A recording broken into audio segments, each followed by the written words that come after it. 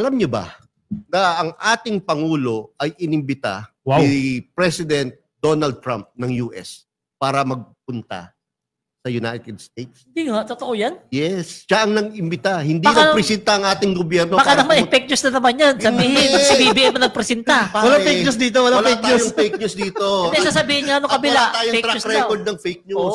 Kung meron man tayong naipopost na mali, tinatama natin or binubura natin. Hindi tayo ganon, katulad ni Bobby Tiglao. So, ang tanong ko dyan, bakit inimbitahan si PBBM? Hindi nga inimbitahan yung kabila anong dati. Ikaw, ano sa palagay mo? Kasi malaki tiwala nila kay Presidente, kay PBBM. Tinuturing na significant partner ng Estados Unidos ang Pilipinas. At hindi nila pwede baliwala yan. Imagine, ang kauna-unahan na leader, not only sa Southeast Asia, kundi sa Asia, na inimbitahan dyan sa palasyo. At kung di ako nagkakamali, merong mga ibang leaders sa ibang bansa na mas malalaki kaysa sa Pilipinas na ilang beses na naghihingi ng audience kay President Trump pero hindi na pagbibigyan. Correct. No? Sabihin ko na, yung Prime Minister ng Australia, no? 2 beses na atang hindi na pagbigyan. Pero ang ating PBBM, siya pang inimbita.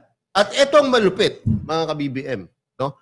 Ang pinakamalupit po doon, si PBBM sa presidential suite ng presidente ng US patitirahin. Wow, hindi sa hotel. Hindi sa hotel. Bihira lang yan. Bihira lang. Alam niyo ba kung sino mga pinapatira ng US president? Sino lang? Hari ng Great Britain. Wow. Si Nelson Mandela. At yung mga talagang malalaking world leaders talaga more respected ang leaders nagkakaroon ng pagkakataon na tumira dyan sa presidential suite ng US president. Actually, nakakatuwa, no? Kasi bilang isang Pilipino, nakakatuwa na ganyan yung pagtrato sa iyong presidente. Kasi noon, matatandaan ninyo, sila Bato de la Rosa, napakayabang eh. Hindi, wala yan si PBBM dahil si Digong at si Trump pagkaibigan. O nga kayo ngayon. Pero kahit kailan, hindi yata naimbitahan si Digong ni Trump eh, no? Ayaw niya. Naimbitahan naman daw. Naimbitahan. Pero nire-reject niya. Alam mo naman kung kanina kumakampi yung si Digong eh. Hindi siya pumunta. Ito walang biro Ito totoo to. Tungkol tayo sa mga naimbitahan ng mga Pangulo. Pag si Digong nasa ibang bansa, kunyari may mga conference or summit, walang pumapansin sa kanya. Nandun lang siya sa santabi. Kasi sa sulok. Walang kumakausap sa kanya. Bakit? Yung record niya nga sa EJK, hindi natutuwa ang mga world leaders. Lalo na sa Europe. Ayaw ma-affiliate ng mga leaders sa hindi nila gusto yun. Hindi mukhang ano. Kaya matinding outcast. Kaya matinding ginawa ni PBBM sa paghilot sa mga world leaders nito para bumalik ang kanilang tiwala sa Pilipinas. No? Dahil sa Europe, lalo na, napaka-scandalous. Papatay ka ng iyong mga mamayan ng walang due process. At saka kung itong si First Lady hindi pala sasama ngayon kay PBBM. Kasi may gagawin. Sa Amerika. Kasi siya pala yung nakatoka sa nalalapit na zona ni Pangulong Bongbong Marcos at saka sa mga proyekto niyang Love for All. Alam mo naman si First Lady, kumasipag si PBBM, hindi nagpapatalong sa kasipagan si First Lady. Pero yung mga deals, kung ano-anong ini-issue na naman. Panay issue, nakapila naman sa libreng pabunot sa Love for All. Mga ka-BBM, kung gusto nyong malaman ang tunay na karakter pagkatao ni First Lady, basahin niyo yung pinost ko tungkol sa kanya. It's viral po. No? Almost 500 na ata ang views doon. Basahin niyo po. Ganong klaseng tao ang ating First Lady. Isa pa, no? I was surprised na si dating unang ginang, Imelda Marcos, matalik na kaibigan, close friend din pala ni Donald Trump, ni President Donald Trump. Totoo yan? Kaya naman pala gano'n ng pagrespeto, paggalang nila kay Alam niyo ba, nung, ito, kwento lang sa akin ng ating, yung number 1 advisor, no? Si Manong Germs Estrada, na nung nanalo pala si First Lady Imelda Romualdez Marcos sa kanyang kaso sa New York, no? Isa sa mga unang nagpadala ng flowers kay First Lady ay si President Donald Trump. Wow. Yes. So yan, maraming di nakakaalam yan. Hindi natin alam yan, no? Oo, marami. Magkaibigan po si First Lady at si Donald Trump. Kaya nakakatawa yung mga deals doon. Natatandaan ko yun, nung nanalo si Donald Trump, parang sinasabi nila, yari ka na Marcos, nanalo na si Trump. Picture sila. May picture si Bato at saka si Trump. Feeling close. Feeling close no? Hindi ibig sabihin may picture kayo, close na kayo. Yung iba hindi pinagmamayabang na close sila. O di mo, sinabi nila yan, pagkapanalo ni Donald Trump, yari ka na PBBM, bababa ka na sa pesto kasi si Donald Trump ang nanalo. Ano nangyari? Hindi nakulong.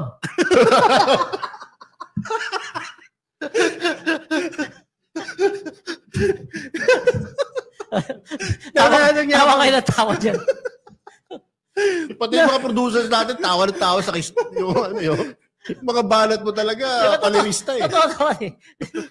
Nakulong eh. Kaya ngayon, nag-iiwas-iwas na sila magbanggit na ganyan kasi kada banggit nila na ganyan, may napapahamak na idol nila.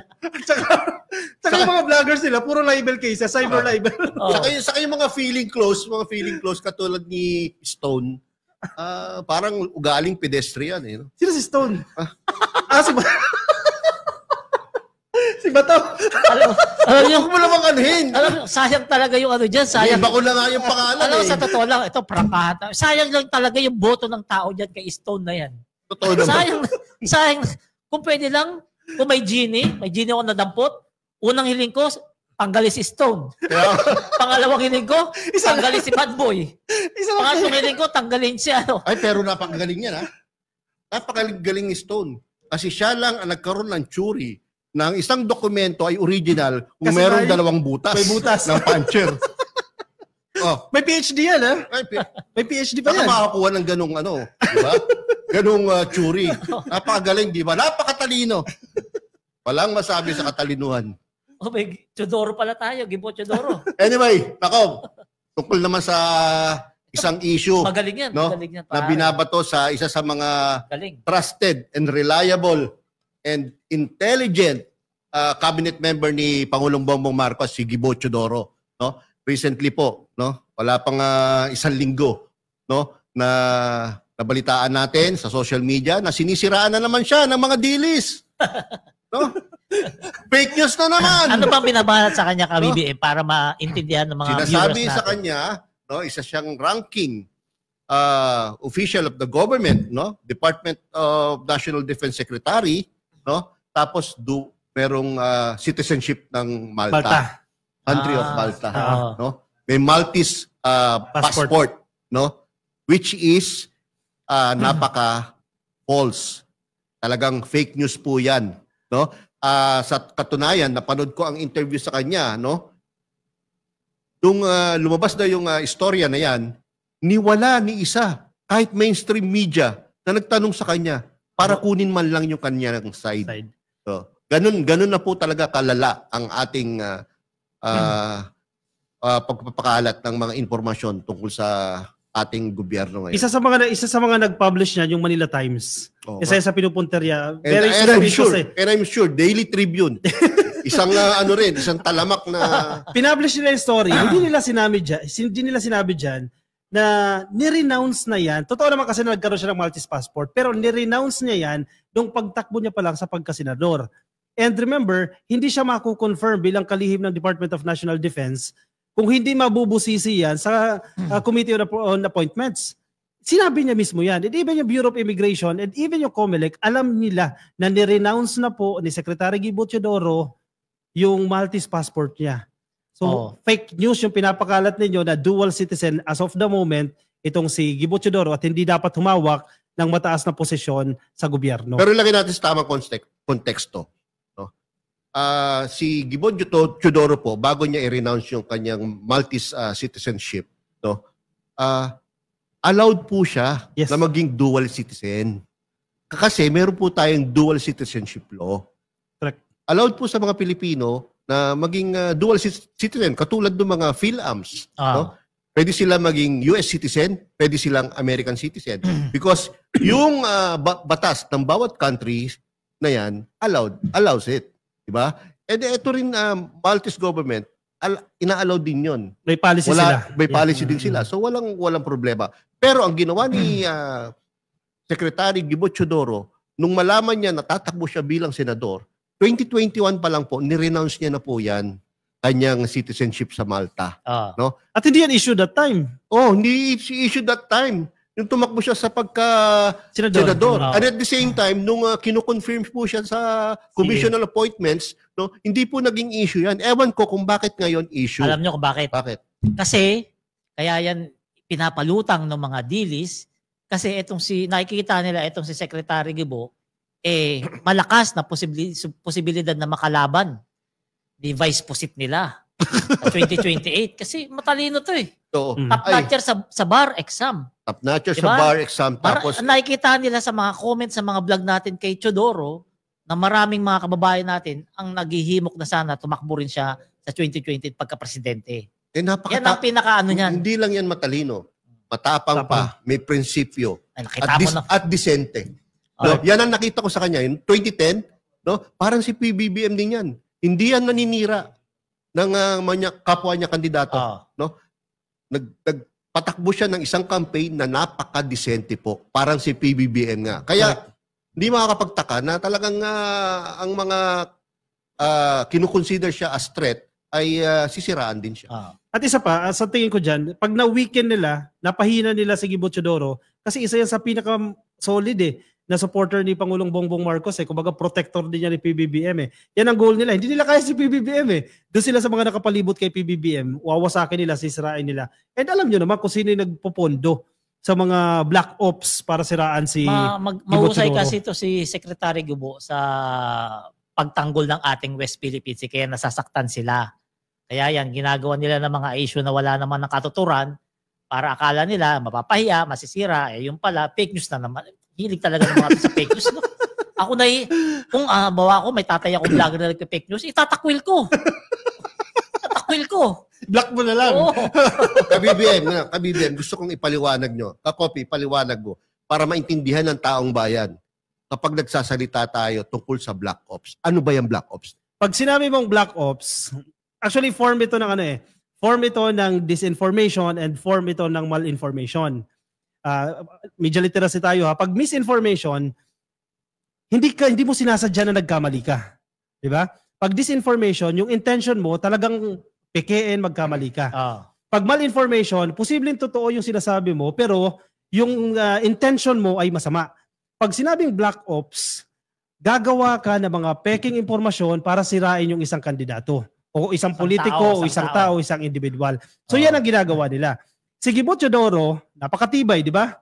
Pinagtatanggol yung ating soberanya. Masyado siyang malakas. So ang gagawin nitong mga pasimuno na to, iwiwiki nila yan, sisiraan nila sa pamamagitan ng black operations or black propaganda. Pagpapakalat ng mga negatibong impormasyon para masira yung reputasyon, yung credibility ng tao. Palerista, sa tagal mo sa pagbablog, ano yung mga nakita mong masasabi mong talagang black ops?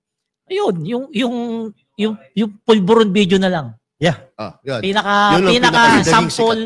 Pinaka-sample na pinakamatinding black option na kaya may mga makakasuhan dyan na vlogger. Yan yung pinakamatinding ginawa nila. Pulburon video. Yan. May USB daw Saan na nga USB? At tama ba sa pag sinabi mong black ops may nagpupondo? Definitely. May nagpupondo po talaga. Meron.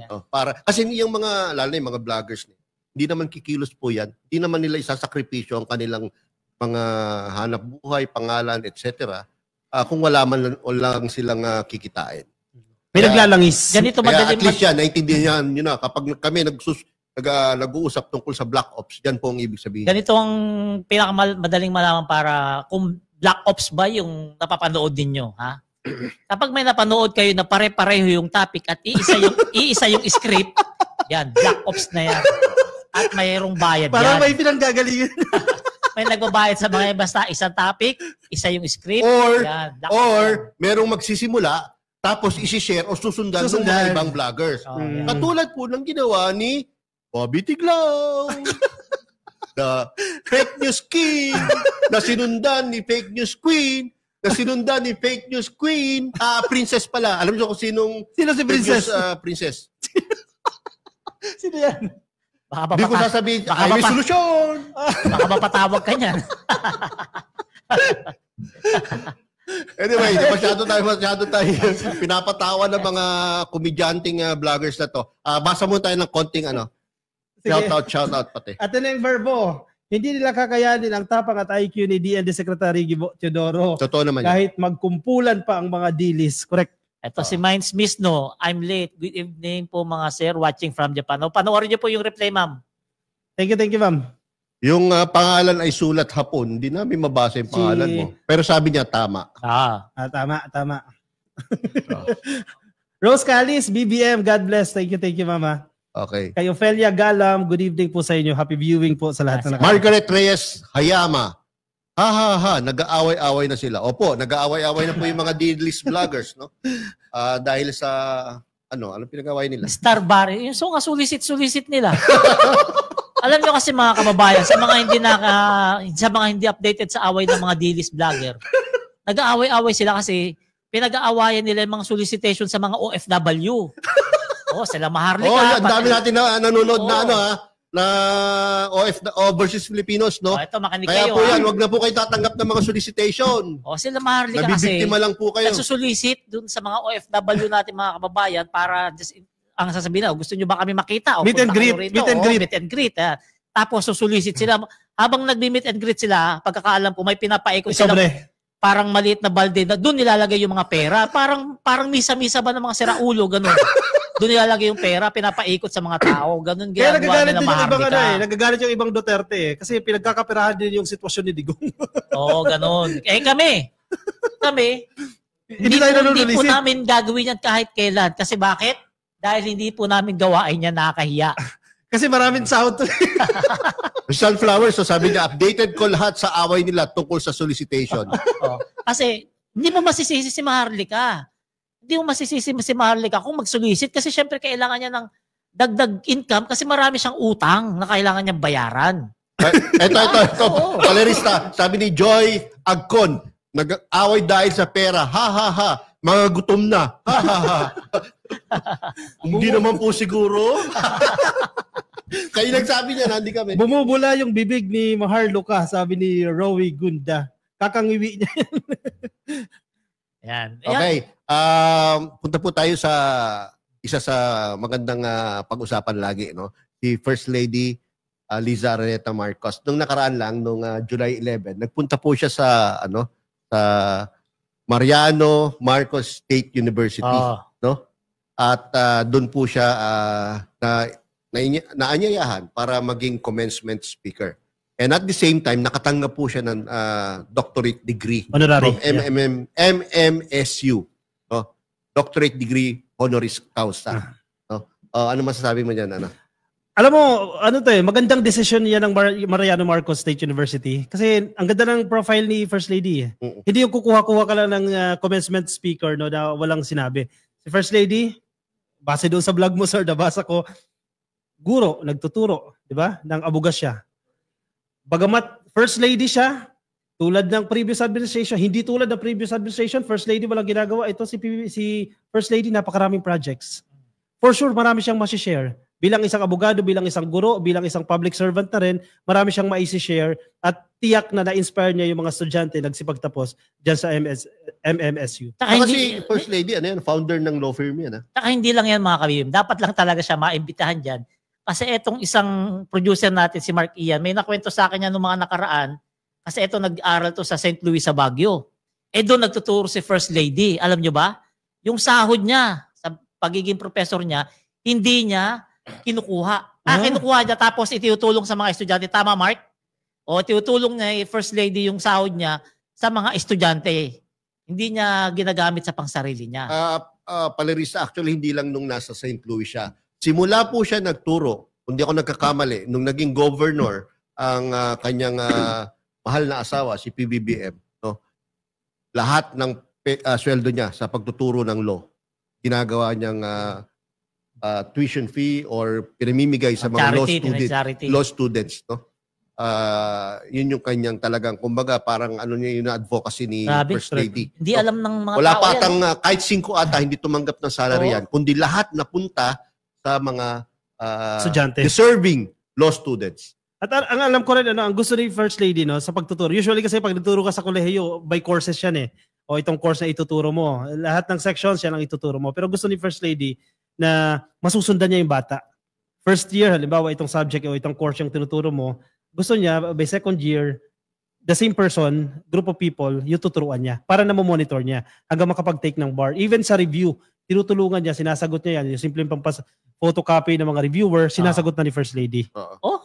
Bukod pala dun sa salary niya, pati galing pa sa bulsa. Gumagastos pa para sa mga estudyante. Katakot-takot na mga photocopy dyan. Correct. Oo. Sasagutin ni First Lady. Sa totoo lang yan yung problema ng mga estudyante. Grabe, no? Kasi wala pa naman source of income yan Oo. So, si First Lady Tapos ang nasa mamahal ng mga libro. Correct, So, ang mamahal. ginagawa, pinapaserox na lang sa mura. photocopy. No? Kaya para makatipid man lang sila kahit paano. At yung mga reviewer, kung magte-take ka na ng bars, ang katerbang mga reviewer yan, at review centers mismo, tinutulungan ni First Lady yan, ma-access ng mga estudyante yan. Kaya itong mga dilis na to, itong mga haters, critics, bashers ng ating First Lady, no? Hindi nila alam kung anong klase, kung anong karakter nitong ating First Lady, no? Gaya ng sinabi ko sa aking sinulat recently lang, no, na viral ngayon, no? Si First Lady po, no, sa aking palagay, ang pinakamagandang nangyari sa Malacanang for the past almost 4 decades. Totoo po yan, wala pong halong bola. No? Sa tingin ko po, siya po ang pinakamagaling na naging First Lady for the past 4 decades. Siya rin po, no, ang pinaka-effective, no, na First Lady. Correct. No? Dahil lahat po ng ginagawa, lahat na naiisip na gawin ay talagang nangyayari at hindi lang basta nangyayari, kundi yung quality. Ng kanyang output, yung resulta, no, napakataas po. Hindi straight shooter si First Lady, no? Unang-una ayaw niya yung mga hanky-panky sa mga projects. Prangkahin ka niyan. Papaprangkahin niya. Yun siguro ang kaya siguro siya na may misunderstood, no? No, kaya siguro siya na may misunderstood kasi yung mga crook na mga lalo yung mga lalaking crook, hindi nila kaya ang isang babaeng straight shooter eh. Ayaw niya kasi yung parang inuto siya, no? Oo. Ayaw niya yun.